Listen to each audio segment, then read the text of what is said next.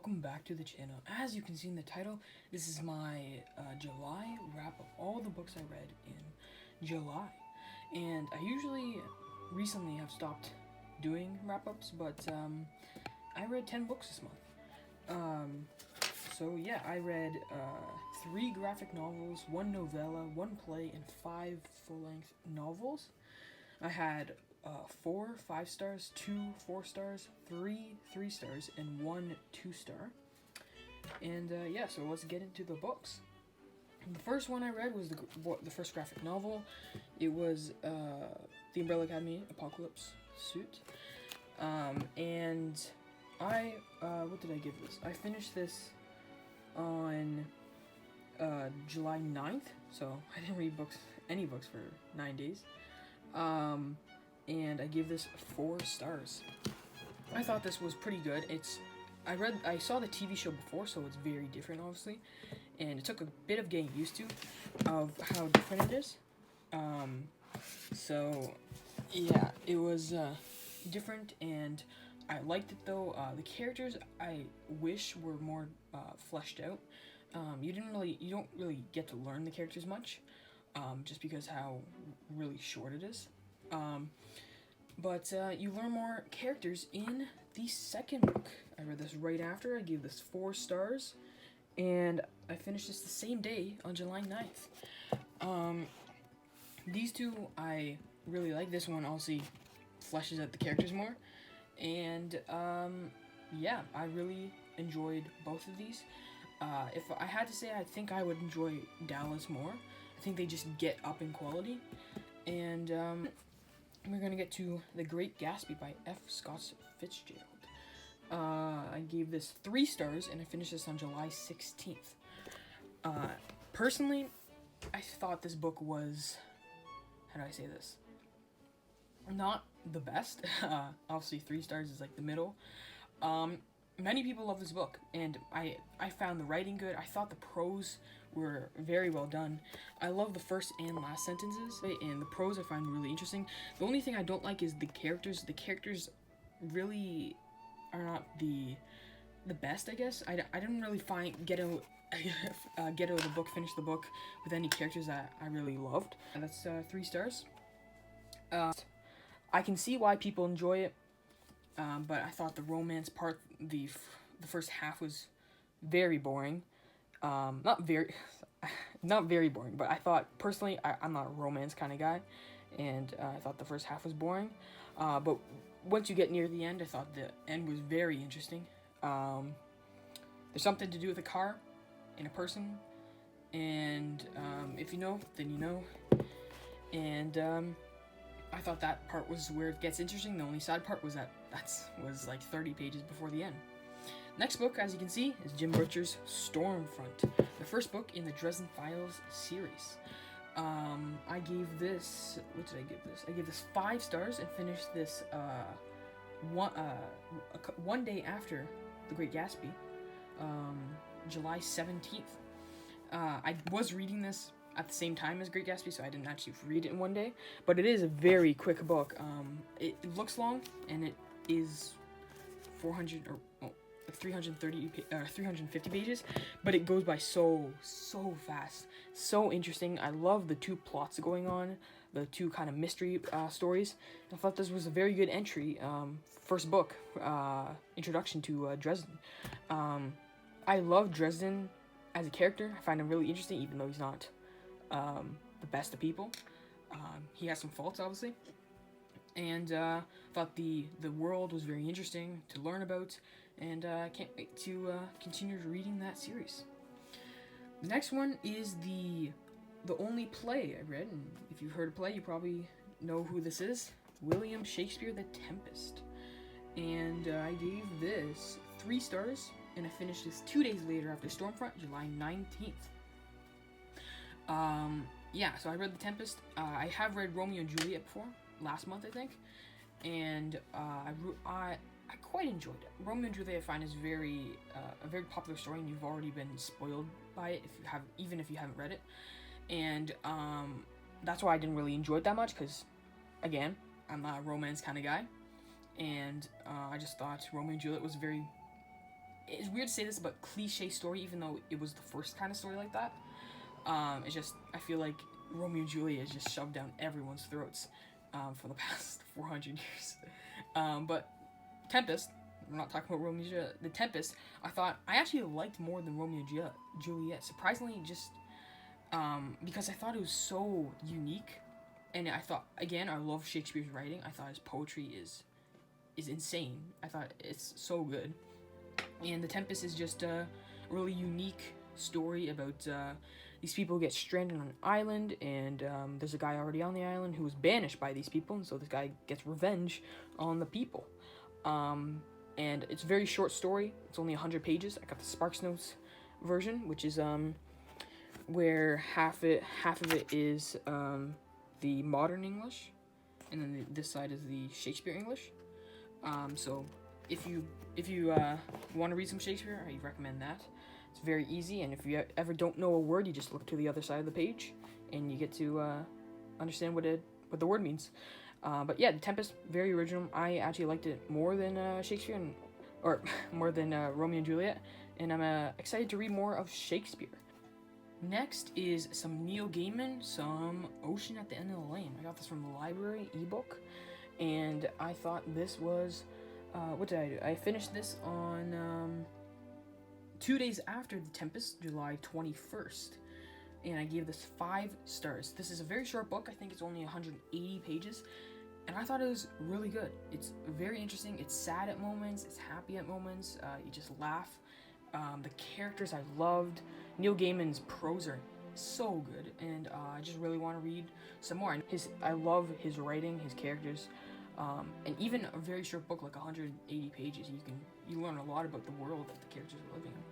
So yeah, really liked Ocean at the End of the Lane.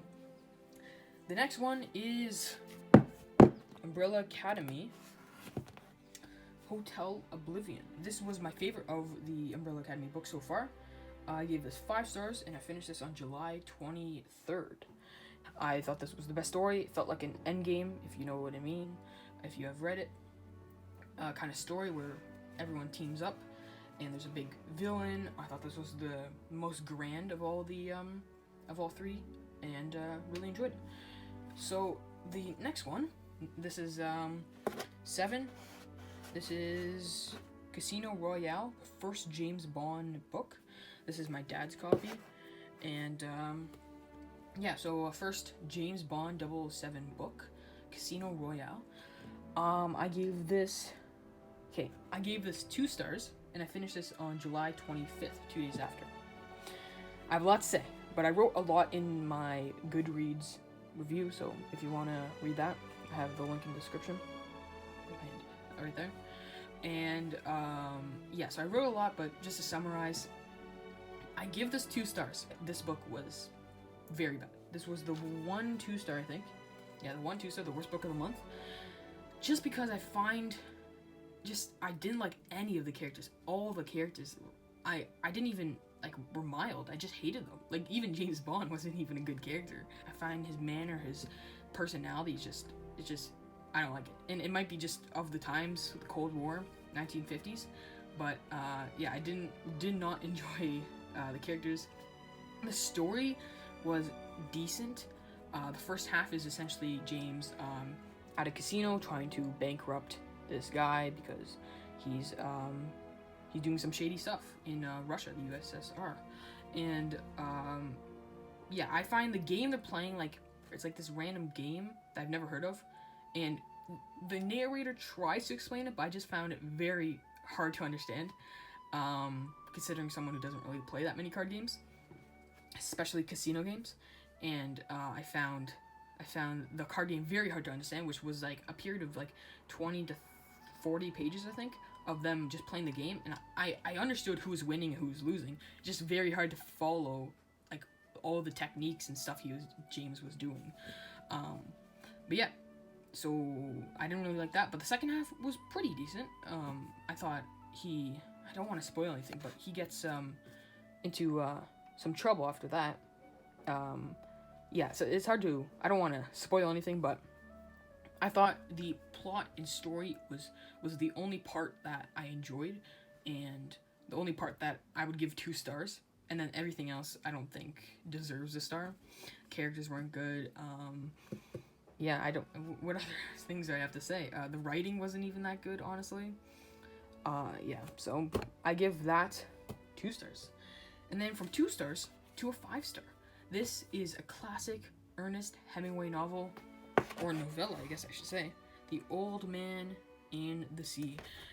I've been really thinking about ocean stories and pirate stories and nautical stories, and I just wanted to pick this one up because I knew I had it. And this one is really short. I think it's only 125 pages, and I loved it. It's such a good book. The characters are so lovable, even the ones that you don't even know, like the boy. The boy, you kind of see, he only has probably like 20 pages of page time, but you love him. He's such a good character. All the characters, especially the man, the old man. Yeah, you just root for this guy, and yeah, he's. It's hard to spoil, but it's such a popular book. I think everyone should read this. It's very easy to understand. The prose are very easy to understand. Even the back here, I read his terse and short prose. Give him what Ernest Hemingway is, why he's famous. And I think everyone should read this book. It's very popular and it's very short. Such a good story. The characters are good. The story's good. And you want to root for the old man because he's been in some trouble lately, and life isn't being nice to him. And the 10th book, can't believe I've read 10 books this month, but the 10th book and the 5th novel that I read this month was Origin by Dan Brown. This one was the 5th and newest book of the Robert Langdon books. Just trying to make that stay up. 10th and newest book of the Robert Langdon books. I don't know if he's going to make any more Robert Langdon mysteries, but I gave this 3 stars, but I think honestly it'd be a 2.5 after thinking about it for a bit. Just to summarize what I said in Goodreads again, I think this book really has really faults from the previous books, if that makes sense, because I think that Dan Brown really has like a outline of all his Robert Langdon books. After reading Da Vinci Code, I love Da Vinci Code. That was my first Robert Langdon and first Dan Brown book, and I love that one because it's so unique and different than what all the other books I read.